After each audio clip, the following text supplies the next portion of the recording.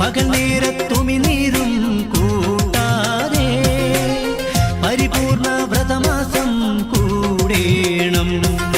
റബ്ബിൻ മൊഴിമുത്തിൻ മണികളെ മാനിക്കേണം. റബ്ബിൻ മൊഴിമുത്തിൻ മണികളെ മാനിക്കേണം. പരിശുദ്ധ ഖുർആൻ വ്രതശുദ്ധിയോടോദണമെല്ലാരും. ചന്ദ്രത്തുണ്ടിൻ പൊൻപിറ കണ്ടൊരു റംസാൻ നോമ്പ് മുതൽ ചൊവ്വാലിൻ പിറ കാണും വരെയും തറാവി നമസ്കാരം.